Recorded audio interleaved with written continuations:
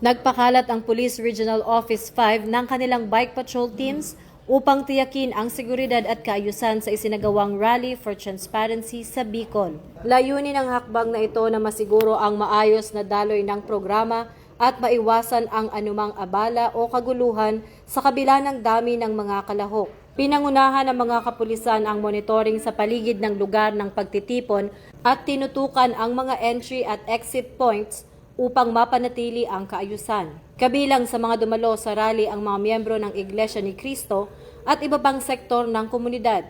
Ayon sa Kasurog Caps, masusing inoobserbahan ang sitwasyon upang matiyak ang kaligtasan ng lahat na nakikiisa sa pagtitipon.